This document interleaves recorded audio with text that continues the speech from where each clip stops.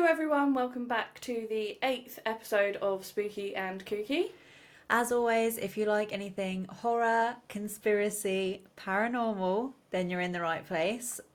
We always talk about something a little bit weird, so this is the podcast for all you weirdos out there. This is a safe space. We know you're out there, we need to find you. So, before we get into today's episode, we've got an announcement for you all. I'm just joking, it's not actually It's not good. It's not a good one. Don't get excited. Oh god, slipping on the carpet. So, yeah, we're going to drop the episodes down from one a week to once every other week. We think it's a good thing. We're just trying to have fun with it, and at the moment we've all got other stuff going on in our lives, and we had a little chat, had a little debrief, and we all felt like it was getting a bit it just wasn't getting... It just wasn't as... It's not... The point is to be fun and enjoyable we want to so keep that. Can keep it going. We want to make sure that everything we're putting out is the best that we can do. So So we want more time to research and we want more time to edit the episodes, basically. So that's the reason for our decision. And yeah, that's the announcement. Just gonna keep you waiting. Treat him mean, keep him keen. Is that the saying? Yeah, keep him on the hook. Exactly. Give him a little, make him want a lot. Exactly. You've been pod bombed. Right, so we'll jump into today's episode, which is fairy tales and their origins. I just want to say we are a man down today, and we don't have Liv. Yeah. So it's very sad, and I don't know if I can do this without her reassuring gaze on me. And her laughs. She encourages. She's the audience that we need. Or to tell me when I'm making myself look a fool, because you don't tell me. So without Liv here, we don't know what's going to happen. I just feel like a loose cannon. So I just feel very insecure right now. She's here in spirit. She's not dead. She's just not. Oh my god. That made it sound like she was dead. She's never coming back. She's not dead. She's just gonna be here. Oh my god. She's just gonna be here today.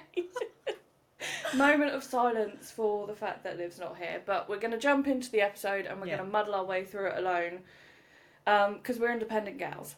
We're unsupervised. This could go left. So we're going to be talking about fairy tales, and to talk about fairy tales we thought we'd just give a little intro to the brothers Grimm, who everyone should have heard of because they are the people who sort of created most fairy tales, or they wrote a book and a lot of fairy tales have been taken from that and then made into modern day literary pieces. Yeah, there was a film called Brothers Grimm as well. Well, that didn't come up in my research. Oh, it wasn't, it's not that old. Well, I say it's not that old. Was it about their life? No, it's just like these two brothers. Oh. And then they were living through, like, the fairy tales were in, like, part of the film. Oh, that's cute. It didn't do well. Oh, it wasn't very good. I probably watched it in, like, primary school, so obviously I thought it was alright. So it's old. Yeah, well, yeah, it's not old, I'm not that old. Wow. But obviously I thought it was alright back then, but my level of what was alright probably not what it is now. Bar. Yeah. I sat and religiously watched The Little Vampire every single day. Oh, in my mind I heard Mona the Vampire. No, like, do you remember The Little Vampire? No. Please? Oh my god, it was so sick. I'd probably watch it today and be like, well, this is terrible. But you know, I don't know if you did this as a kid. No. But I still do it now as an adult, so it's not just me as a kid thing. I think it's just me as a human. But I'll find something I like, and I'll just keep watching it over and over.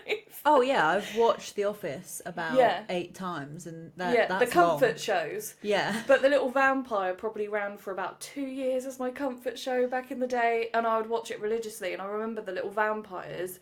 One used to like hang upside down, and I used to like sit and watch it on the sofa, like hanging off upside down. Love that. Oh, that's such a tangent. But anyway, back to the Brothers Grimm. Oh, yeah. So their names are, oh, I want to say it with the accent because they're German. So Yeah. they're Jakob and Wilhelm Grimm. They were two German brothers who had an interest in literature and wrote stories, the fairy tales, to preserve German folklore. They were two of 9 children, and their father died of pneumonia. Aw. And when their father died, they fell into like extreme poverty. Right. They managed to go to university, but they were excluded from a lot of mainstream university life because of their financial status. I don't think they could afford like the social side of uni, but it worked in their favour because they threw themselves into their studies and found a passion for literature. Their name is most commonly related to the fairy tales, and they were captioned by the brothers Grimm as nice tales for nice children. However, these days, by today's standards, the tales were quite... The tales that actually led behind the safe little titles that they had were quite gruesome and involved a lot of stories of sex, violence, murder, mutilation, cannibalism, infanticide. I can't say that. Infanticide. Yes. Yeah, I learnt what that is. I didn't know what it was before this. And incest. They've got it all. It sounds good to me. I'm Sounds there. perfect for children. But I think they're all like cautionary tales. They all have moral, like a moral to the story, didn't they? Yeah, but some of them, like today, the moral is a bit nicer than what it was back then. Yeah. But in reading about the Brothers Grimm, I actually was inspired to write my own little fairy tale for you. I can't wait for it. So the title of it is called The Spooketh and the Cooketh. Love it already. Original as ever. Let's jump in. Gather round. And I shall read the tale. So, in a land far away, beneath skies bright and blue, live 3 best friends, Ellen, Alice, and Liv too. In a magical studio where dreams took their flight, they laughed and they played from morning till night. One fateful day, whilst exploring with glee, Liv found a book, curious as can be. With confusion and wonder, they peeked inside. The pages began turning, their fears could not hide. A tale of a curse, all the wickedness shown. It brought misery and sadness and darkened their home. The 3 friends grew worried, their hearts filled with dread. We must stop the witch's curse, the brave Ellen said. At the end of the tale, the witch's one flaw was laughter, it seemed, that could conquer it all. What can we do? We're just 3 friends after all. But a spark of a plan ignited in a hall. With a camera and microphone, they set to the grind, making laughter their weapon, leaving sadness behind. They created a show, The Spooketh and the Cooketh, a quirky delight that would leave all hearts soothed. Though nervous and shy, they gave it their all, spreading joy with each skit and each silly call. Slowly but surely they saw laughter spread wide, as people watched on, with a smile they'd abide. The curse it began lifting, oh what a delight, as watchers grew happy, hearts shining so bright. With each chuckle and giggle that banished the gloom, in unison they wove joy throughout every room. And now to this day they still carry the cheer, with the Spooketh and Cooketh, a magical sphere. Ellen, Alice and Liv, best friends forever, bringing laughter to all, mastering joy together. So remember their story, let laughter be heard, for joy can conquer all, just spread the good word. In a land far away, where the skies are so blue, 3 friends continue crafting happiness too. Oh, I love that. And that's how you spit bars. Mic drop. Joking, that took 2 takes. Boo, boo, boo. Did you actually like that? I'm ready to start taking the royalties now. It's giving Dr. Seuss. Like, that was so good. I can't wait for Liv to hear this in editing and just be like, what a mic drop moment. I know she'll be proud. That was actually pretty sick. Thank you. It took a lot of hard work. Yeah. I probably spent the most time on it than I did anything else of this episode. That's all I've got. And we'll see you next time. Okay. Now on to the actual fairy tales. Yeah, we'll go with Cinderella first. A classic. Good one, but an old one. Okay, so once upon a time, a wealthy man's wife fell gravely ill. On her deathbed, she called her only daughter, Cinderella, to her side and said, "Dear child, remain good and pious, and God will always protect you." Can you do the voice? Dear child. Can we start again? No. I can. You want me to do the voice? I'll go full in, as if reading to a child. I thought you'd say no. No, I'll do it. No, I'll do it. I'll be quiet. Okay, take two. Cinderella. Oh, now I have to decide what voice I want to do. No, it's fine. Don't do the voice. No, I'm going to now. I feel like I have to. I'm going to go all in and I'm going to do the voice for Cinderella. Right. Once upon a time, a wealthy man's wife fell gravely ill. On her deathbed, she called her only daughter, Cinderella, to her side and said, "Dear child," I don't know why she's 80, "remain good and pious, and God will always protect you. I will watch over you from heaven." Did you like that? Okay. That was sick. Thank you. With that, she closed her eyes and passed away. Oh. Yeah. Yeah. Cinderella grieved deeply for her mother, and every day she visited her grave and wept. Her father eventually remarried a woman with two beautiful but wicked daughters. The stepmother and stepsisters treated Cinderella cruelly, making her do all the housework and sleep among the ashes. Because of this, she was always dusty and dirty, earning her the nickname Aschenputtel, which means ashfall.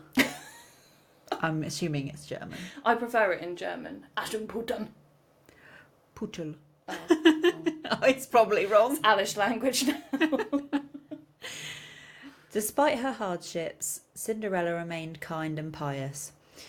She planted a hazel branch on her mother's grave and watered it with her tears. Oh my God. The branch grew into a beautiful tree, and whenever Cinderella prayed beneath it, a white bird appeared. This bird, a gift from her mother's spirit, would grant her wishes. One day, the king announced a grand 3-day festival to find a bride for the prince. Cinderella's stepsisters were invited, but her stepmother refused to let Cinderella attend. Cinderella was heartbroken and sought comfort under the hazel tree.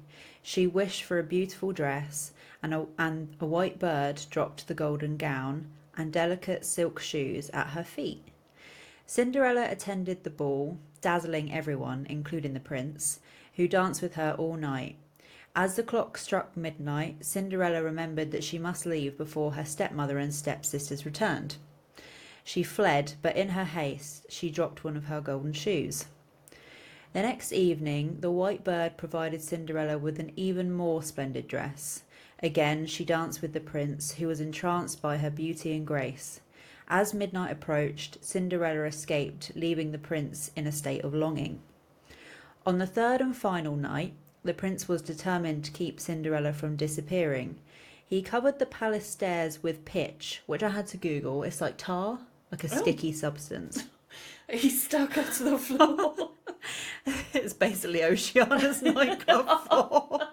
How to Travel Woman 101. She's on her way to get that hot dog. Yeah, slumped over outside with her hot dog. Ketchup and mustard all down the dress. Waiting for the Uber. That night, Cinderella wore a magnificent gown and golden slippers. When the clock struck midnight, she dashed away, but one of her golden shoes stuck in the pitch and she had to leave it behind. We've all been there. The next day, the prince proclaimed he would marry the maiden whose foot fit in the golden shoe. He visited every house in the kingdom, trying the shoe on all of the young women. When he arrived at Cinderella's house, the eldest stepsister tried to fit her foot into the shoe, but she couldn't get her big toe into it. Her little hammy hooves. Yeah. And trotters just didn't fit in. It gives me the ick. He was just going around to all these people's homes like, let me see your feet. Yeah. Let me in, let me see your feet. This shoe has had about 100 other women's foot in it, but just put it on. Bit of a kink, isn't it? Her mother handed her a knife and said, "Cut the toe off, for when you're queen..." That's not even a voice, that's just me. Just cut your toe off. Cut the toe off. For when you're queen, you'll never have to go on foot. So the girl cut her toe off, squeezed her foot into the shoe, and went down to the prince. Yeah, then... He wasn't even watching. That's bad quality testing. Well, yeah, I mean, why would you let her take the shoe away? Be like, yeah, you can put it on in front of me. Yeah, did you not realise people were going to cut their toe off? And if you lose the big toe, it affects all your balance. I know you'll never have to go on foot again, but you're never going to stand. She's ruined her future right now. Then he took her with him on his horse as his bride and rode off. They had to pass by the grave, and there sat the white bird on the hazel bush and cried. She succeeded fooling the prince, but as they rode away, the white bird called out from the hazel tree, "There they go! There they go! There is blood on her shoe! The shoe is too small! Not the right bride at all!" Yeah, bro got catfished. Yeah, literally. Yeah, how did he not notice the trail of blood? Don't you think it would be suspicious when they get home and he takes off the shoe and he's like, "Where did your toe go?" Because it won't even be like a closed wound. He'll be like, "Where did this happen?" Did you always just go septic? Shall must have happened on the journey. I literally can't remember. Oh, where is my toe? Do you know that's such a thing I would do because I'm a people pleaser? I would just be like, "Oh my god!" Like if my toe got cut off in a situation where I didn't want to make a fuss, I would just be like, "I couldn't even feel it. No. It's fine." What is that? Yeah. Someone cuts my toe off, I would just be like, "It's fine." It's tickles, if anything. It's like when the hairdresser ripped my earring out and I just sat there like, I couldn't even feel it. She found it and she was like, "Did I rip that out?" And I was literally like bleeding. And I was like, I couldn't feel it. And I was sat there in the most agony I've ever felt in my life. Oh my god. I thought you were going to say, like, when they're like, "Oh, do you like it?" And you're like, "I love it." And then you just cry in the car. You get in the car and look in the wing mirror like, maybe it's not so... I hate it. I never liked it. And my mum used to be like, "Why didn't you just say when you're in there?" Well, maybe I'm shy. There's nothing worse. What are they going to do? Put the hair back on? Cut more off. Even it out. I'd end up with a bob. I used to do that with my Barbie dolls when I would try and give them a haircut. I'd be like, "Oh, just a bit more," and then they always ended up bald. So that's what happened. I used to think, like, why did parents get so angry when you would cut the hair off your Barbie dolls? And now I'm older and have to pay bills and everything else. If I bought my kid a Barbie doll and they cut the hair off it and asked for another one, I would literally just, oh yeah, Rip the head off, problem solved. rip the head off the Barbie doll and be like, "Here." She's not bald anymore. She just doesn't have a head. You don't have that problem anymore. Anyway, Cinderella. Damn, yeah. This is going to be a tangential one. I can Yes. feel it. The prince saw the blood dripping from the shoe and realised that he had been deceived. He's very perceptive. He returned to the house and tried the shoe on the second stepsister. She went into her room. Again, why are they letting her take the shoe elsewhere? She went into her room to try on the shoe and her toes got comfortably in. But her heel was too large. Don't tell me she chopped the heel off. Her mother handed her a knife and said, "Cut a piece of your heel off. When you're a queen, you'll never have to go on foot." This fucking mum of the year. Did she not learn that her daughter's just come home without a toe? Where she has to go on foot now because she's not queen. Toeless. So, she decided, yeah, I'm going to cut off my heel, why not? And she put her foot into the shoe and went down to the prince, who took his bride before him on his horse and rode off. When they passed the hazel bush, the white bird sat there and cried, "There they go! There they go! There's blood on her shoe. The shoe is too small. Not the right bride at all." Sick voice. The prince turned his horse around and brought the false bride home again. Finally, the prince asked if there was any other young woman in the house. The stepmother reluctantly called for Cinderella. I would stay away from that house. Yeah, I'd be like, it's actually not worth it. You guys are crazy. Bitches really do be cray. He's like, wait, you cut your heel off? Sorry. And then someone has to put that bloody shoe in. Yeah, Cinderella's just got like a toe blood soaked shoe. She's like, sorry, there's already a toe and a heel in it. Was Cinderella watching the carnage just like, guys, it's my foot that he's looking for? You like, wouldn't say anything, would you? You just be like, lol. Thirsty. Anyway, yeah. It's taken a while to get through. She cleaned herself up and with her heart pounding tried on the shoe. It fit perfectly. No need to maim herself. The prince recognised her as the beautiful maiden from the ball and took her to his castle. Why did it take the shoe? And then he's like, oh, yeah. It's like in Cinderella's story when she has the eye mask and Austin Ames can't work out. No one can. She has everyone It's when she fooled. turns up and they're just like, wow. And then in the day, they don't think she's pretty at all. Or it's that classic like makeover thing where they just take their glasses off and they're like, wow. Oh my god. Or they unbutton their shirt by one button. They're just like... Flawed. Stop. It was you the whole time. Oh no, that movie did my nut in. Although I do love Jennifer Coolidge in it. Is that her name? Oh, so moist. Yeah, I love her. But the fact of the matter is, there were so many women lining up like, I'm your Cinderella. Yeah. And they had different colour hair. And body types. And faces. It was literally not even her eyes that were covered. It was just the around the eyes bit. Like, I'm sorry, she looked no different. No. The movie was infuriating. Never saw that coming. No. That movie was so infuriating. Oh, okay. She cleaned herself up. Oh, no, I already read that bit, but I'm going to read it again. She cleaned herself up with her heart pounding, tried on the shoe. It fit perfectly. The prince recognised her as the beautiful maiden from the ball and took her to his castle. Cinderella's stepmother and stepsisters, hoping to gain favour, attended her wedding. However, as they walked down the aisle, the white bird flew down and pecked out their eyes as punishment for their wickedness. They were left blind. Just going to leave that there. They were left blind, and Cinderella's life of hardship was finally replaced by joy and happiness.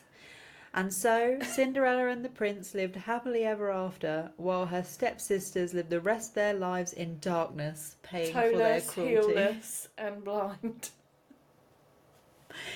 Yeah. Oh my god. Damn. That's jokes. Yeah. So that's the OG Cinderella. I feel like they should have just made it one stepsister, because at this point I'm just judging the prince. Like, you're stupid. And the second sister. Yeah, like everyone apart from Cinderella I'm judging. Because, yeah, why did you let them take the shoe away? Why did you let them take the shoe away again? Why did the sister cut her toe off? And then the second one is, why did the mum suggest it again? Like, it clearly wasn't going to work. And if Cinderella's your family, by extension, Yeah. just let her be queen and you'll be royalty anyway. Well, that is true, but they didn't know it was her. No logic. Also, she lost multiple shoes. This girl just can't keep the shoes on her damn feet. You just put tar on the floor. Yeah, but she lost one before that as well. I forgot the no drinking rule. Oh, I've just been drinking. Coffee. But, yeah. Well, the moral of the story is don't be a dick. And if the shoe doesn't fit, get a bigger size. Don't cut your toe off. Don't cut your heel off. Don't listen to the evil stepmum. And royalty's probably not all it's cracked up to be. Probably not. I'm not going to all those dinners and like All the those small events, talk. meeting people, yeah. The No. small talk. Yeah, no, it's not. All the events, coming out on the balcony and waving, like, who do I have to wave to? I don't know any of you. I don't know any of you like that. Leave me in my privacy. So, the weather we are having. Yes. I'd just be there like, did anyone realise in the Cinderella story that Austin Ames was a fucking idiot? Do you guys think mermaids are real as well? Let's just.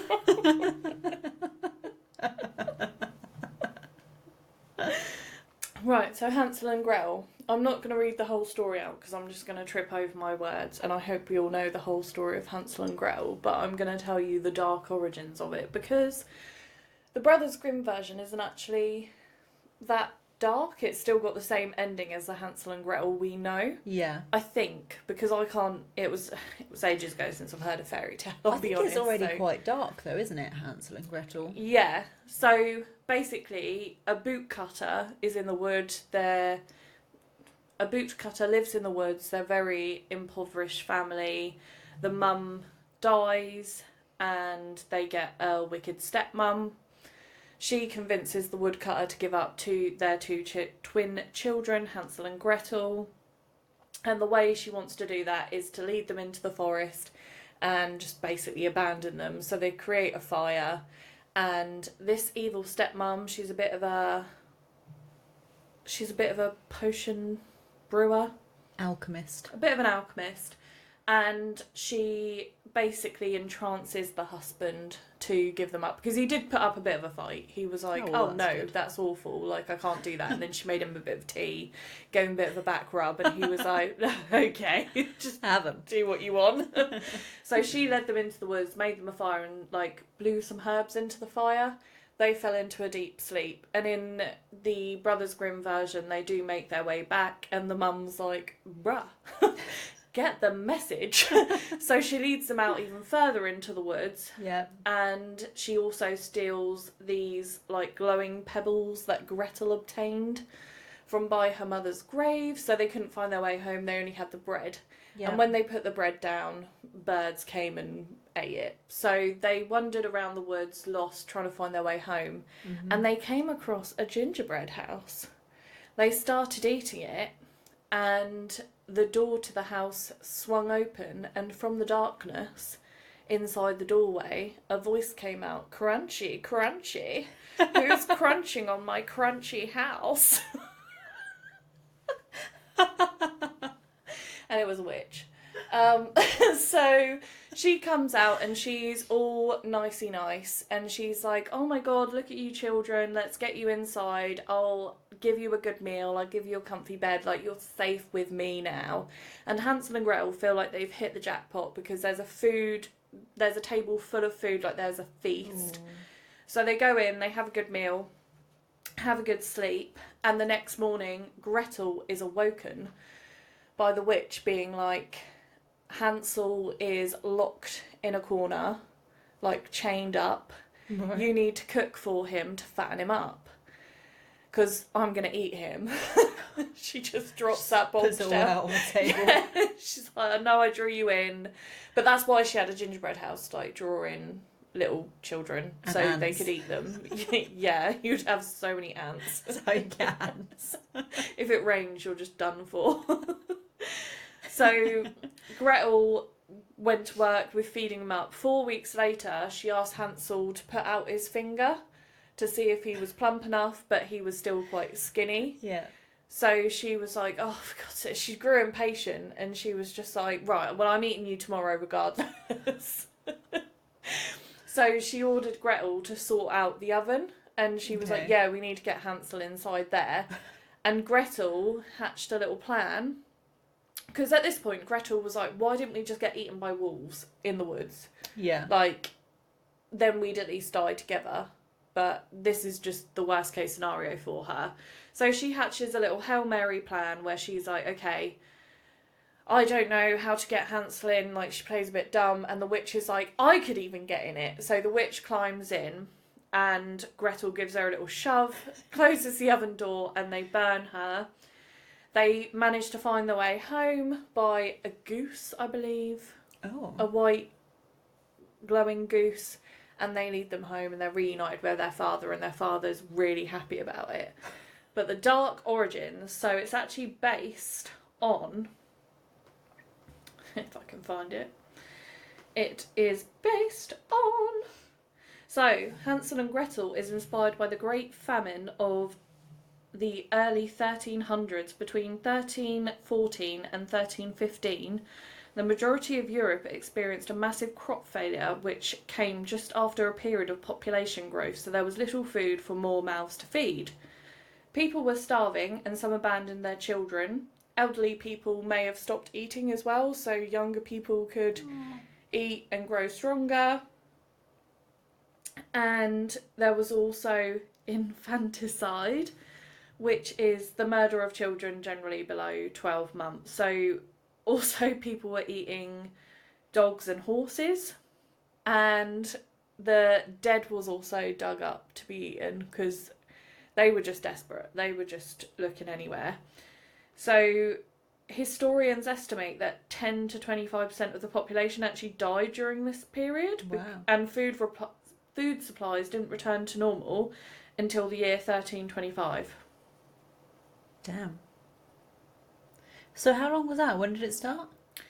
1314 and 1315. They experienced a massive crop failure, and then it didn't come back until 1325.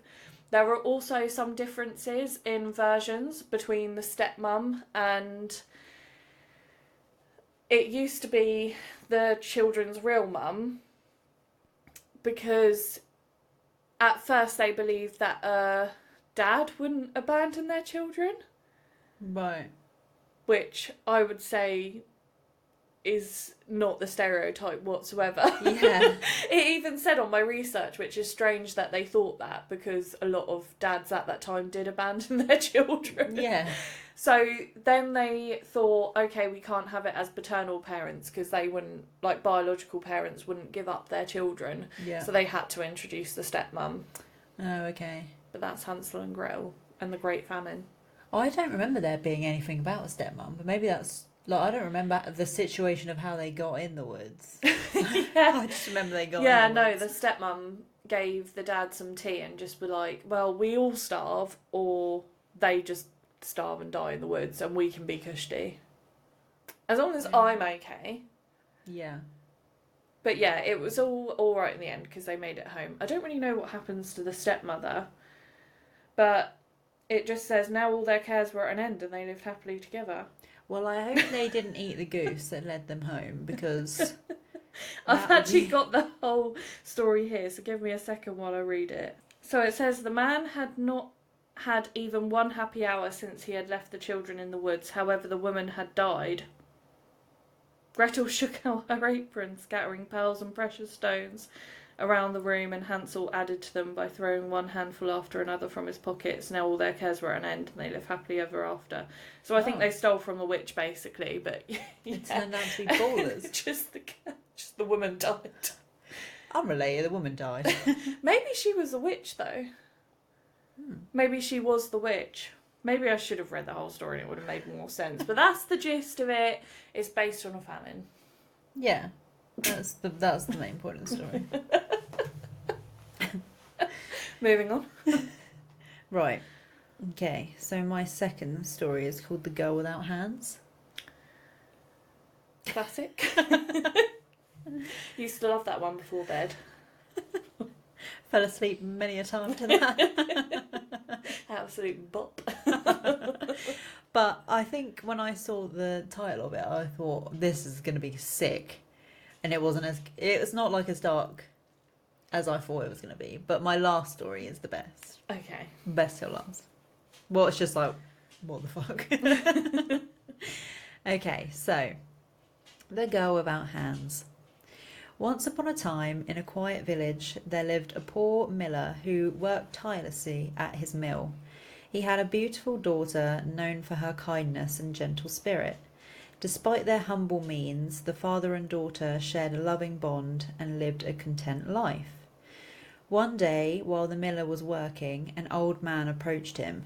The man, with eyes that seemed to pierce through one's soul, offered the miller great wealth in exchange for whatever was behind his mill. Believing it to be only an apple tree, the miller eagerly accepted the deal. However, to his horror, he realised that his beloved daughter had been sweeping the yard behind the mill. The old man revealed himself to be the devil and demanded the girl as his prize. Stricken with fear and guilt, the miller begged for mercy. The devil, sensing an opportunity, agreed to delay the claim if the girl remained pure and clean. He left, promising to return in a year. What does the devil care? He was like, oh yeah, no, I'll do that for you.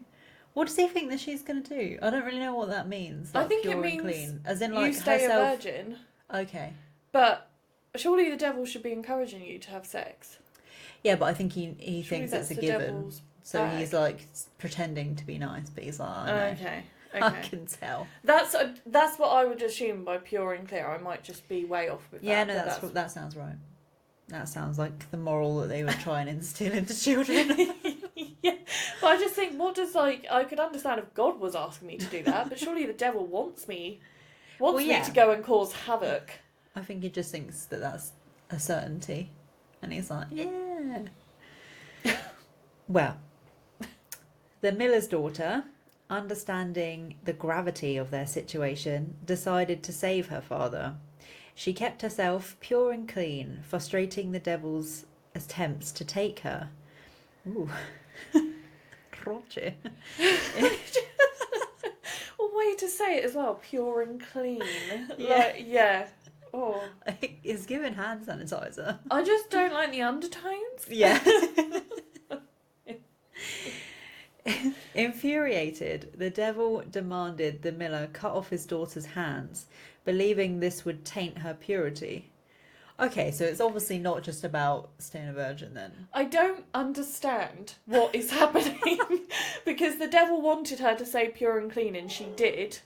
No, he didn't though. He just said that knowing she wouldn't, so that he could be but like, she well, did. I've been fair. Yeah, well, he got... And then he was just like, Jokes on nah, him. cut off her hands. No, I'm sick of this actually. Cut off her hands. He waits a day and he's like, fuck's sake, just come off. It's taking bare time, innit? I don't know why in devil's eyes. Just a road man. I'm going to take this king's hands, innit? Cut it off.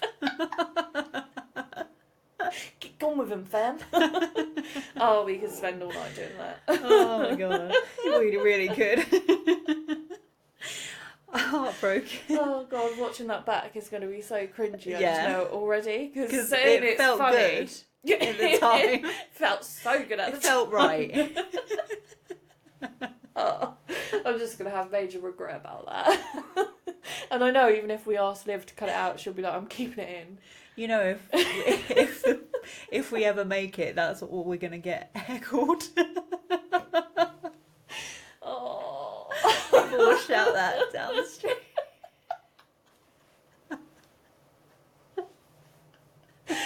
Oh, you fam. Oh, I'm carrying it on. Stop. Oh, okay, right, no more roadman. It's leaving my body. Roadman Not has completely left me. gone.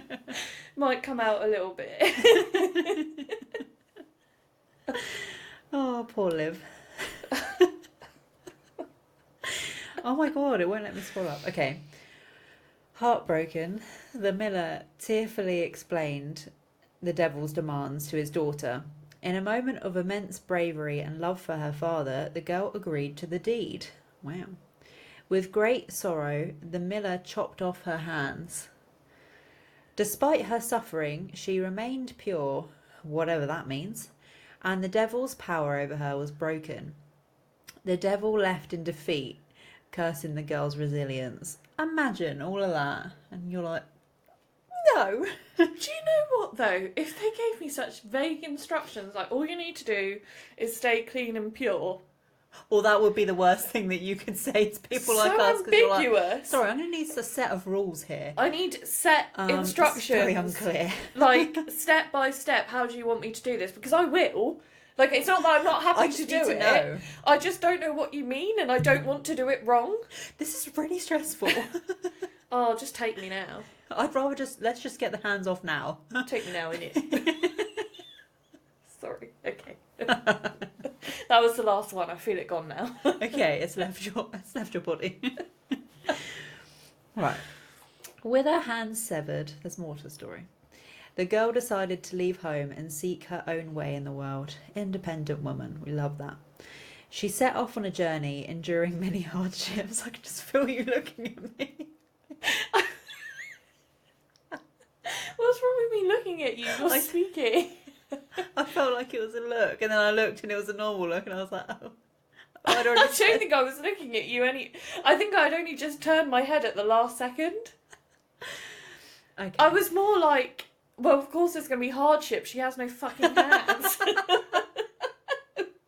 Was actually nothing to do with you. She can't even wipe her ass. There will be hardship. Is that the pure and clean bit? Well, she can't be pure and clean anymore. She can't wash herself. That's true. Facts. That's why. No, she can't even use the bidet. Did you say bidet or bidet? What is it? I mean, I don't tend to say it because I don't use one. Well, I've never used one. I would say a bidet. Bidet. But it's like when I go to McDonald's, I say a filet of fish, but I never get a filet of fish because they're dirty. Dirty. No. Ooh, okay, right. I'm just going to start that bit again because that went left. With her hands severed, the girl decided to leave home. I was looking that way. I know. Right. Okay, we'll get through this. Damn. With her hands severed, the girl decided to leave home and seek her own way in the world. She set off on a journey, enduring many hardships. She travelled through the forests and fields, her spirit remaining unbroken despite the difficulties she faced. Her path led to a royal garden where she, weak from hunger, ate some of the fruit. The gardener, noticing her plight, brought her before the king. The king, moved by the girl's story and her strength, provided her with golden hands and made her his queen. Glow up. Aww. Her gentle nature and inner beauty captivated him, and they soon fell in love. They married, and the queen became pregnant with their first child. Oh, not so pure now, girl. The devil's gonna get you. While the king was away at war, the devil saw an opportunity for revenge. He intercepted the king's letter and sent a forged one to the queen's family, instructing them to kill her and her child. How does he want revenge on her? Literally, what have I done to you? He's like, you're so good, aren't you? Yeah, but what did I actually ever do to you, and what am I continuing to do? All I did was sweep the floor, and from then you've hated me. Jesus. Okay. The family, unable to bring themselves to harm the innocent queen, sent her and her newborn child into the forest instead. Years passed, and the king, victorious in battle, returned home. He discovered the deceit and set out to find his beloved queen. He searched far and wide through villages and forests, determined to reunite with his family. Finally, the king found his wife and child in the forest. Overwhelmed with joy and relief, they embraced. Miraculously, the queen's hands were restored, symbolising the end of their suffering and beginning of a new chapter of happiness. With the queen's hands restored, the family returned to the kingdom, where they lived in peace and prosperity. The miller's daughter, who had endured immense suffering and injustice, finally found the happiness and fulfilment she deserved. The family's enduring love and resilience triumphed over the devil's malice, proving that goodness and purity can overcome even the darkest of evils. But that's what he wanted from her. That story made no sense. I'm sorry. I love the symbolism, but That's literally just got the cogs turning. got a couple of rewrites suggestions. Jesus. So, Little Red Riding Hood. Do you know it? Never Heard heard of it. it? Only Red Riding in the Hood. No. Oh, I'll do a rewrite. Can go to my story. We can make a book of fairy tales. What? Like The one I made at the beginning. Then Roadman fairy tales. Little Red Riding in the Hood. Well, the Brothers Grimm version, she didn't have a Red Riding Hood. She just had a little red cap. You know what she'll have? Oh no, we'll have to rename it though. Grills.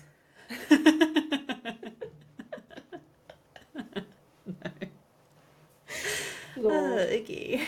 With Cinderella, they just need to find the mouth of which the grills fit. Yeah. Oh, Her teeth are pulled. gums and lips are cut off. It's just all a bit of a mess up in there. Anyway, Little Red Riding in the Hood. So again, I'm not going to read the story in its entirety because we all know how it goes. So, Yeah. Little girl is sent by her mother to visit her grandmother who is ill. Yeah. To give her some baked goods. On the way in the forest, she is approached by a wolf. Yeah. And the wolf befriends her and asks, "Where does your grandmother live?" And she tells him what she's doing as well. And the wolf hatches a plan and thinks, "Oh, grandma for dinner." Say less. So he goes off to the grandma's house while Little Red Riding Hood is out chasing butterflies. I know. Just get there and get back. A little bit sidetracked. Yeah. I just picture her just like, ah. And the wolf's just chowing down on her grandma. Oh my god. So by the time Little Red Riding Hood gets there, the door's already open and the wolf calls out to her to come inside. Yeah. And we all know how it goes when she's like, "Oh, Grandma, what big hands you have." And it's like, Yeah. all the better to... I don't know what the hand one is, actually. Let me say that again. So the door's left open when she gets to the grandma's house and the wolf calls her in, but she thinks it's her grandma. And we all know how the interaction goes, where it's like, "Oh, Grandma, what big eyes you have." And it's like, "All the better to see you with, my dear." Yeah. So they have that interaction and it eventually goes to, "Grandma, what big teeth you have." And it's like, "All the better to eat you with." And he eats Little Red Riding Hood. Yeah. So by a stroke of luck, a hunter rolls by the house and notices the door left open. So he decides to investigate and sees the wolf just having an afternoon nap after Grandma and Little Red Riding Hood. It's weighed heavy on him. He's just having a snooze. We've all It's been like there Christmas after Day. after eating a big roast dinner. You need just a little recoup. So he's having a nap. The hunter goes in and he's like, he sees the belly bulge and he performs a little surgery on them and gets them out and they live. There are some variations where the hunter then puts stones in his stomach, so when he wakes up he's weighed down and he dies. Not I mean, the remember that bit? surgery wasn't enough. No. Also, I love how he had big teeth but didn't take one bite. They were just clean in there. Purely cosmetic. It's like Jonah and the whale, isn't it? So then there's also another variation where the hunter just doesn't come along. So what happens then? They're just both dead. Oh, okay. But the weirdest thing is the origin story. Because there's actually a fella who wrote this, a variation of this, and I've just closed my iPad up, but now I need it to know the name of the man. So it was a French storyteller called Charles Perrault, and he wrote a version in 1697 of Little Red Riding Hood, which was very similar to the version we know today, but with more sexual undertones. Sorry? Yeah. And you know, when you're in English in school, Yeah. and all colours mean something. So blue always means depression. If there's blue in the story, one character is sad. Red You just curtains means Yeah. anger. Yeah. Purple means they're feeling a bit royal today. That's why Spooky and Kooky logo is purple. We just feel like royalty. We're queens. Yeah. No, We'll that's always not be it. We just royals. like that colour. Always be royals. Royals. So very much like that. Some people believe that the red hood is to imply romance and sexuality, and basically they find Little Red Riding Hood like a very desirable young woman, and it's to warn. So the moral of Little Red Riding Hood that we know today, this is probably a better way to explain it, is don't talk to strangers.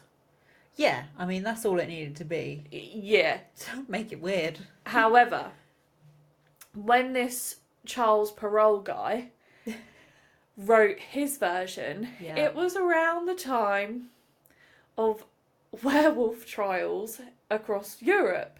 So, like the witch trials we said about, werewolves were also blamed for a lot of things, and a lot of guys and gals, predominantly men, were blamed for being werewolf and tried, and there was some horrific trials for that, and horrific tortures and killings of people found guilty of it. Right.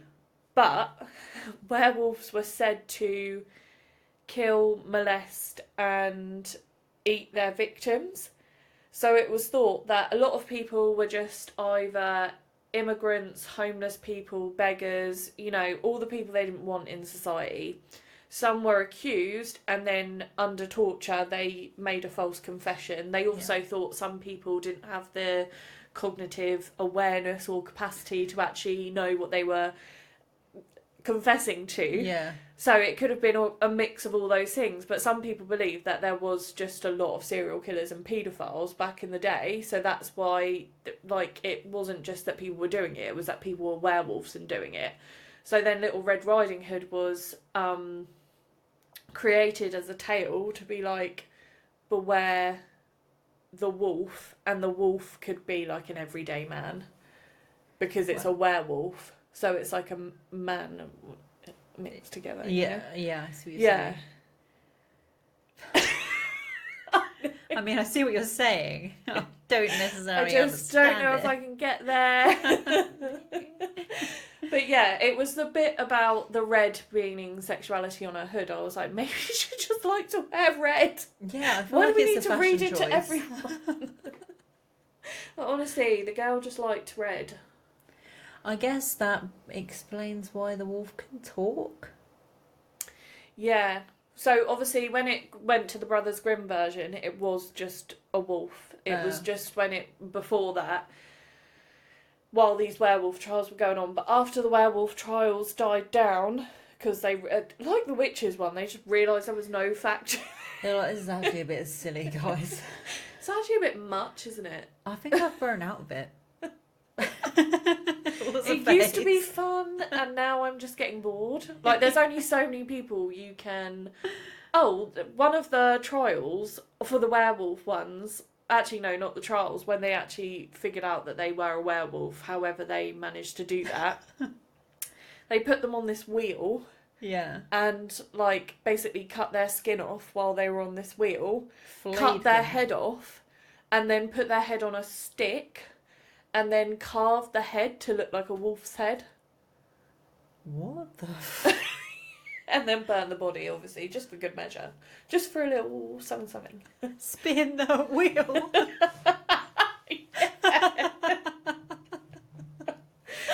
But yeah, once that all died down, it changed to just a normal wolf, and the moral went to just don't talk to strangers. But I feel like that moral isn't don't talk to strangers, very much that moral of, the bad guy. The Candyman. Yeah. Yeah. That was dark. Oh, that sure was. Do you know what? When we decided what we were going to research each, and I obviously was a bit confused about what I wanted to do Peter Pan. I didn't realise it wasn't a fairy tale. Yeah. So I chose Little Red Riding Hood, and when I was researching it, like I said, like the story isn't so dissimilar to one I knew. So I got a bit bored, so I decided to look into its origin. As soon as it said sexual undertones, I was like, sorry? This is the one for me. I need to know more. This sounds dark. Yeah, and I really thought it was going to end with the wolf having sexual intercourse with someone. Whether it was the grandma or Little Red, I don't know. I thought it was going to take a bestiality turn. Yeah. When you said about it was rife, I thought that's where it was going. I did not see werewolf. Did not expect that. Yeah. What you got? There's just no words for that. Ew. Yeah. So I've got my last story, which sounds cute. It's called The Juniper Tree. Have you ever heard of it? Oh, no. Oh, let me put that down there. And this is the one that I think is like it's just got all of the things that you mentioned at the start that the Brothers Grimm one has. So rated PG. Yeah. Once upon a time, in a small village, there lived a wealthy and kind man. This always starts the same, doesn't it? And his gentle, loving wife. They longed for a child to complete their happiness. The couple lived in a beautiful house with a garden, at the centre of which grew a magnificent juniper tree.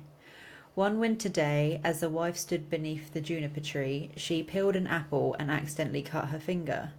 Watching her blood drop onto the snow, she sighed and said, "If only I had a child as red as blood and as white as snow." This fervent wish. I don't know what fervent means. No, there's some words in those fairy tales that I was just like, that just is beyond me. Yeah. And I did an English degree, a year of it, before I dropped out, but It still stands. It's by the by. I can't believe I don't know these words. This fervent wish was soon granted and she became pregnant. 9 months later, she gave birth to a baby boy with skin as white as snow and cheeks as red as blood.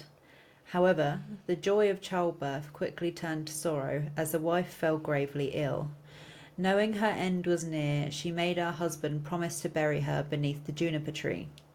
Shortly after, she passed away, and her grieving husband honoured her final wish. Why does the woman always pass away? I know. We have all the hardships. I don't know if it was childbirth complications. To be fair, I bet a lot of women did die back in the day. Or just their husbands didn't want them around anymore. Well, people still die in childbirth now. That's the most terrifying thing. Yeah. Like, how is that still happening? Childbirth... Do you know what terrifies me? Just having something living inside me. Honestly, it makes me think of Alien, and yeah, I like can't. When people show me their bump moving, I'm just like, oh, so cute. But inside, I'm just like, it makes me feel sick, and I would like freak out and be like, "Get it out! I can't do this." It's like that Sorry Charlie when she just rips open that bump. Oh, yeah. Okay. Years passed, and the man remarried. His new wife bore him a daughter named Marlene. Marlene. Oh, God. Okay. We are delirious. Oh, we're literally embarrassing ourselves so much. That's why we need live here. I think there's fumes in this office. Yeah, I don't know if it's because we're doing it later in the day. Yeah, maybe. We're just delirious. On a work day. We need live here. I wasn't at work today. I was tired before I came because I've just been eating so much Christmas chocolate like a hibernating bear. Maybe it's the sugar. But yeah, I had a slump before I came and I was like, oh, I'm so tired. I need to get in the hype. And then I got here and I was like, ooh. And your work delirium has just peaked at the same time and it's just fused and created this embarrassment. This monster. I'm calling this episode The Embarrassment. Fuck fairy tales, it's called The Embarrassment. The joke. I do think it might be because Liv's not here to keep things moving. Be here next time. Please never leave us again. Look what you've done. What's that meme where it's like, I just want her back?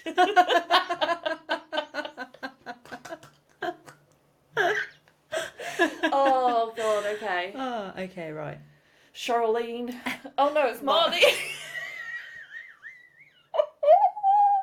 Get it together. Oh, I considered changing the name when I had the story because I was like, I don't know if I can say Marlene without going Marlene, and I couldn't. So And you can't say it like that without me singing. So. exactly, it's a whole thing. It's a vicious cycle. I'm probably gonna have to say it again. Okay, I'll try and just I'll say it. go dead normally. inside. Hurry up. It's the best one, and I've butchered it. While the stepmother appeared kind and loving, she harboured a deep jealousy and resentment towards the stepson, who was destined to inherit the family fortune. She lavished her affection on her daughter Marlene, while treating her stepson with cruelty and disdain. One day, the boy returned home from school, hungry and tired. The stepmother saw an opportunity to rid herself of him once and for all. These stepmoms. She offered him an apple and sent him to the pantry to fetch it.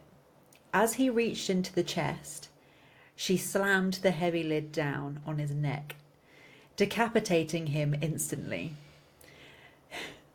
That was a choice. Stricken by panic and guilt, she hastily devised a plan to cover up her heinous crime. I don't think there's any guilt there. Just like, oh fuck, maybe I went too far.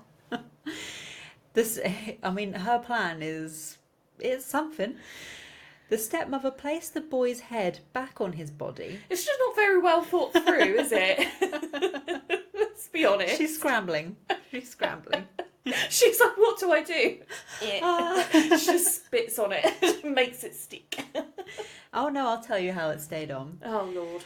So she placed the boy's head back on his body, tied a scarf around his neck to conceal the wound, and set him up on a chair with an apple in his hand.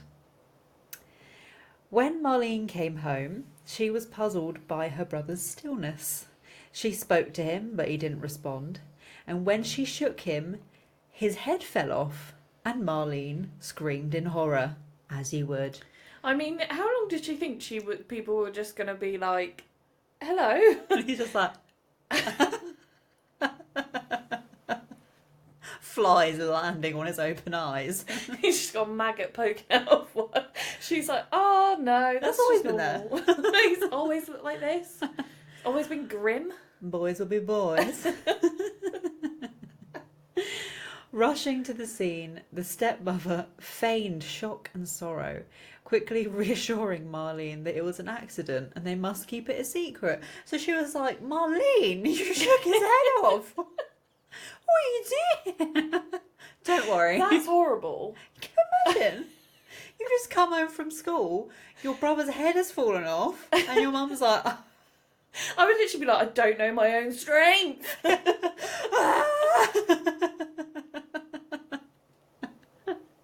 Please don't tell me she goes to chop her hands off in retribution. No, Okay. No, worse. Oh, I think worse. Well, it depends who you are. She then chopped the boy's body into pieces and cooked it into a stew. What, the mother? Yeah. Oh, okay, not the Well, sister. and the sister kind of helped, which she served. She's like, well, I've shaken his head off now. Might as well season him. Well, let's Get him on not get him go in the to stew. waste. Yeah, we're hungry round here.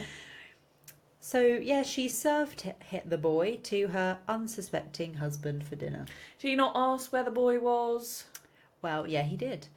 Heartbroken and guilt-ridden, Marlene... Oh, okay, so it doesn't actually say that, but I don't know why this isn't in here, but yeah, he did ask, and she was like, oh, he's with your uncle.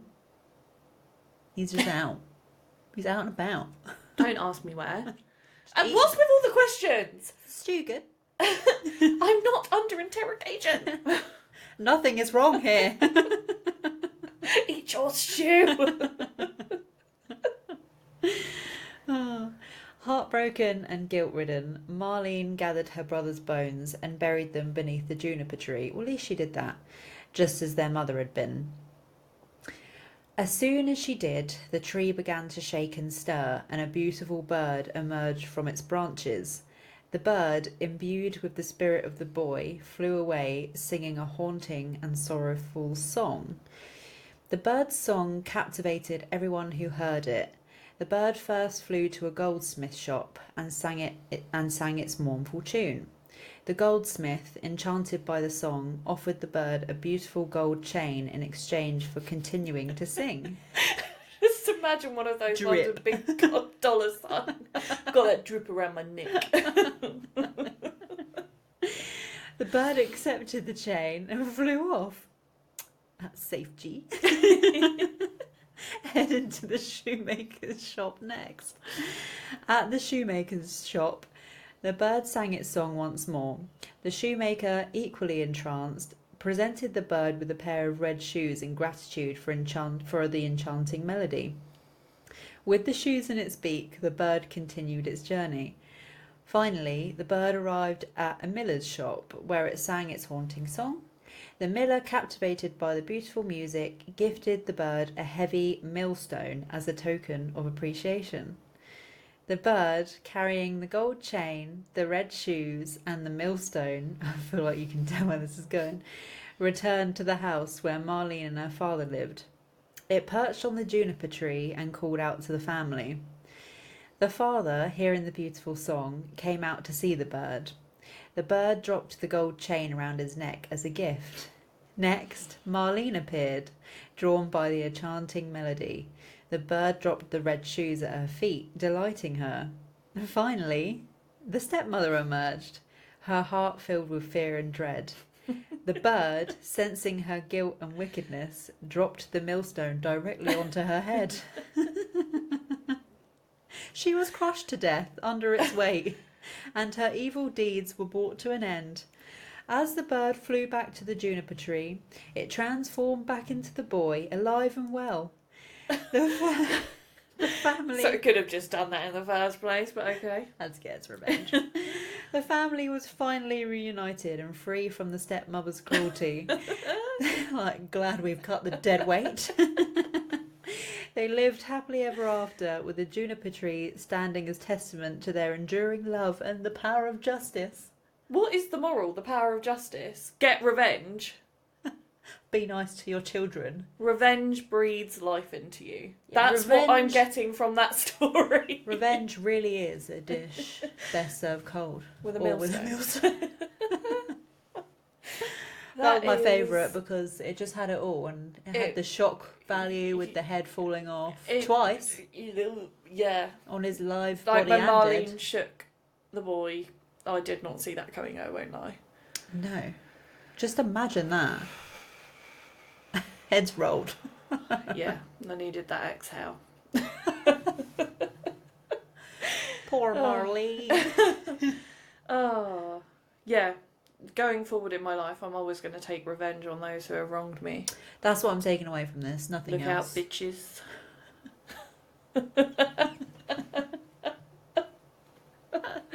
Okay. Movie review to finish off. Oh yeah, I forgot about that. Yes. It's a quick one, and it's not really a movie. It's not really. I mean, this has been my little fun segment that I've been doing, but I've got some TV shows to bring in soon, so I'll just call it the film and TV segment. The Watchery. The Watchery. I like that. Okay. This week on The Watchery. So I said in the Halloween episode, didn't I? No, not the Halloween episode. I said it in the Spooky Lakes episode that I was going to watch The Rings for Halloween. Yes. Or The Ring for Halloween. So I watched The Ring. Yeah. And then I watched The Ring 2. Yeah. And then I found out there's a movie called Rings, which is The Ring 3, pretty much. It's a whole different... It's a whole new ball game. So, and it's not available anywhere free, so I had to buy Rings. It was only like $2.99 on Amazon, but still, I was like, I've watched The Ring 1 and 2, I need to watch the third. I just didn't know it was a franchise. I didn't. I knew there was a second one, but I'm going to run through 1 and 2 quickly, but the one I'm going to focus in on is Rings. Because I feel like everyone knows the Ring 1 and 2. Like, I didn't even know there was a Rings movie. They should have really called it the Ring 3. Like, I don't know why they called it Rings. It sounds X-rated. I don't like it. It's not. I know. Oh, I didn't even see it that way. I just thought, like, That's why I was laughing. A lot of the ones I looked up, it came when I was trying to find out where to find it. A lot of things came up about the Lord of the Rings, and I was like, I'm not looking for this. So in the Ring 1, obviously there's that scary VHS tape. Yeah. That when you watch it, you die in 7 days. You meet Rachel, who's an investigative journalist. She's a journalist. The investigation kind. A derivation of the ilk. I can't say anything. Right, she's a journalist. What Ellen said.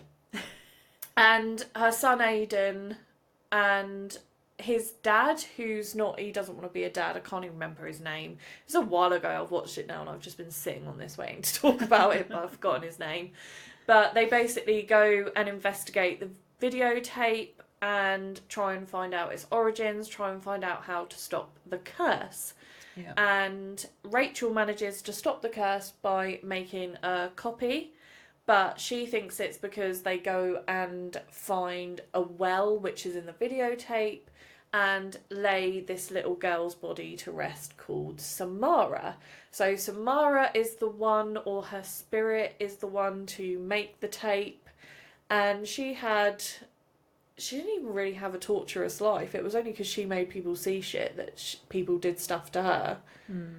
And she lived on an island, and one of the island doctor said she was the cold of the island. Like, everyone catches the cold. Like, she was just the bad. Yeah, they didn't want her. So then we go into the Ring 2. Like I said, I've missed loads out, but everyone knows it. Then we go into the Ring 2, where she comes back. They start seeing her again. Aidan's made a copy. The dad dies at the end of the first one because he didn't make a copy. Obviously, they thought they were safe. They thought they did it, but it wasn't. It was because Rachel made a copy. So she made Aidan a copy because he accidentally saw the tape. So they thought they were safe. They go and start a new life. But little hints of Samara start to come back. Yeah. They make a new friend at Rachel's work who offers to help them because Aidan gets really cold and ill, like severely hypothermic. Oh. But it's because Samara's spirit is actually inside him, making him that way. So they meet a work friend who offers to help them and sort of bring them in because their house is obviously haunted by the spirit of Samara. Yeah. And they literally wreck this dude's home, like straight up. Like, Aidan has a bath and floods the whole house. Like, literally the worst house guest. It's probably not covered on insurance. Yeah, and he dies in the end. Oh my god. Because when Samara's in Aidan, anything that Samara doesn't like, she just kills people off. She kills off a social worker. She kills off the guy. And Rachel has to end up drowning her own son, so the spirit of Samara comes out of him. And then she actually goes into the TV where Samara sort of comes out of at the end of every time she kills someone. We've all seen the scary movie stuff of it as well. Like, we all know what happens. Yeah, so Rachel actually goes into the TV. She goes down into the well. She realises the well's always left a little crack open. So she climbs out. They have a bit of like a standoff. Samara tries to chase her out. She then falls back down and then she starts climbing up quicker. It's quite funny to see. But yeah, Rachel makes it out. It kind of gave me the feeling of someone's chasing you up the stairs vibe. It gave me that like, get up! So she gets out and closes the well, so you think it's all done. Yep. And then you segue into Rings. And it just makes... I think there's quite a big jump as well in years of when they were made. Does it go to DVD? Blu-ray? No, it goes to USB sticks. But in terms of like the storyline, there's just a massive plot hole of Rachel closes the well and then in Rings she's just back. So there's a college professor who is investigating and doing research on the ring tape, Samara's tape. Yeah. And he has loads of people watch it. He notices that some things happen, like you always get grabbed and it leaves like a mark on you. You like pull out this plug from your mouth. Oh yeah. When you take a picture of yourself, it goes all blurry. All of that stuff that we saw in the first 2 films starts to happen. So he's researching all of it, and he's like, you need to find a chain link to carry it on. So you need to find someone to watch it and make a copy. So you make a copy and find someone to watch it. So you meet this girl called Julia and her boyfriend. Her boyfriend goes off to college and he watches the tape. Right. He then gets a girl to watch it, his copy of it, and she's going crazy. She starts FaceTiming Julia. Julia's all concerned, so Julia goes to the college to hunt down her boyfriend. Right. So this girl finds Julia and she's basically like, come back to mine and watch this video. Like, and she's really intense, like, watch the video. You know, just vibes that I would be like, well, I'm not going to watch it. You're just really severely creeping me out. And if someone was like, watch it to save my life, then I'd be like, sure. Like, all you needed to do was ask. I've got the funniest video for you to watch. Yeah. Do you want to see a new meme? Yeah. Just send it to me via TikTok and I'll just open it like... Oh my god, that's going to be the next one. Oh no. So she doesn't watch it, and then she's at the house when the girl and Samara have their final standoff. Samara comes out the TV after the girl smashes it off the wall. So she, like, the TV's like flat on the floor because it's flat screen now. Yeah. Samara just lifts it up and comes out of it. You see the trailer. And then Samara's still there. She tries to get through the door that Julia's hiding behind in the bathroom at this point. Yeah. Because she can hear, like, a commotion going on outside. And she's like, what have I walked into? Like, what is happening here? And she sees Samara's figure at the door. Samara just tries to get in the door and then flings it open and there's nothing there. So she's really spooked out from this experience, but her boyfriend does come and find her, and he's like, look, I'll tell you what's going on. He goes to meet the professor. Yep. And somehow Julia's just like, I'll watch the tape for you. Like, I want to watch it. Like, if you've watched it and you've got a countdown, I want to watch it too. So she watches it, but her version is different. Oh. So there's a new tape. Oh, yeah. And there's different things in the tape. So you go through another investigative process, can't speak, to find out what's on the tape and Samara's story. So you find out all these different bits of Samara's story, and it leads them to a blind priest. Might be a blind vicar. I don't know the difference. A blind holy man. Okay. Of course. And Samara actually leaves, like, a sign of Braille on her hand. And the vicar shakes her hand when he meets her. And he's like, oh, like, what's this on your hand? And he's like, be careful. So they're really trying to trace back Samara. And what they uncover is that the vicar is Samara's dad. Okay. And Samara's mum was kept beneath the church. And Samara's dad would basically molest her mum, and then Samara was born, and the vicar went blind because he made himself blind, so Samara couldn't hurt him, because obviously she just wants people to see her pain. Yeah. So in the end they kill the vicar because Samara is like, help me Julia, like, my body needs to be laid to rest. They go to find her tomb and everything. Now she wants help. Yeah. After the absolute body count she they find the tomb, right, and Samara's body's not there. So when they kill the vicar, they actually find out it's behind a wall in his house. So, and he was saying to them, look, you're not the first people to turn up here. There's other people she's chosen for help, and it's not good. Like, do not do it. Yeah. She needs to stay buried. She needs, like, don't let her out, for goodness sakes. So they burn her.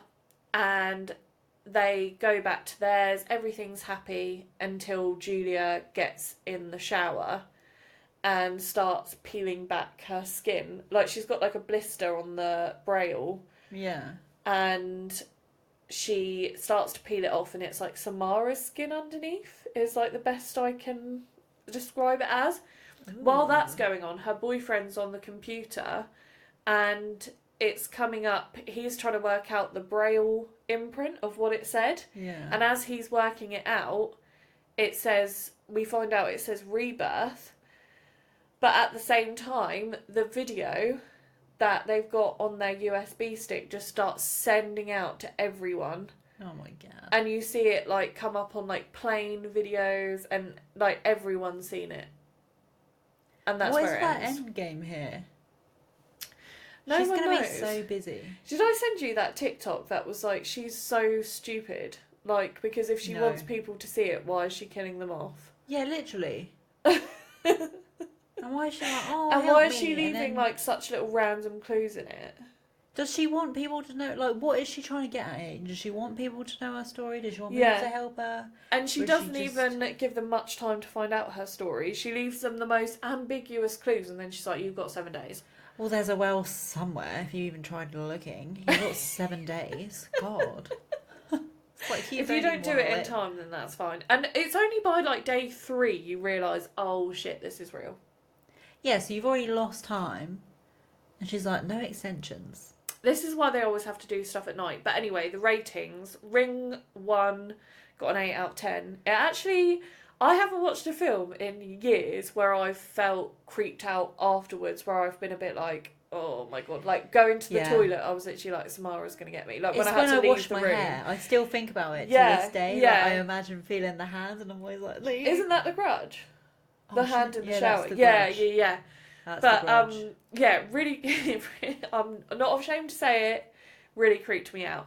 The Ring 2, I would give probably a 6 out of 10. I didn't enjoy it as much, the storyline, and it was, yeah, it wasn't as good, Yeah. but it did still really creep me out. Rings, I'll give it a 7. The storyline, if you look at it from as an independent film, Yeah. even if you look at it without the second film, it makes sense still. Yeah. But it's just the second film. They don't ever it doesn't explain give anything. And I think it should have been Aiden going to college. I think it should have been Rachel's son from the first 2 films going to college, so it bit had of that continuity. continuation. Like, this was just random people who I had Yeah. no care or connection with. Yeah, it's kind of like it was its own standalone film then, really, wasn't it? Yeah, that I felt like, and because there were so many years in between, it kind of felt like it had a different director, Yeah. if that made sense, or a different script writer. Yeah. It didn't feel the same, but as a standalone movie, It was or alright. again attached to the first one, 7 out of 10. It wasn't That's not bad. bad, and because it was the first time I'd seen that one, Yeah. whereas the other 2 I had seen, The Ring 2 I didn't remember as well, but For yeah, good reason. yeah, but Rings, it was the first, I keep saying it, it was the first time that I'd sat down and watched it, and that's always a good thing when you find something that you would like, it grips you. Yeah. Yeah. So, yeah, those are my ratings of the Rings films. The Rings trilogy. Yeah, the Ring trilogy. And yeah, that's the end of the episode. So, hope you guys enjoyed. Right. Must be heading out. Right. Things to do. People to see, places to go, a bed to get to. Oh, yeah. But, yeah, like we always say, if you do enjoy it, guys, please do like and subscribe. It does help us massively, and we appreciate your support. And Yes. come back for the next one. We hope you enjoyed. See you later. Bye. Spooky and kooky, mystery and wonder. Feel the magic under. Spooky and kooky.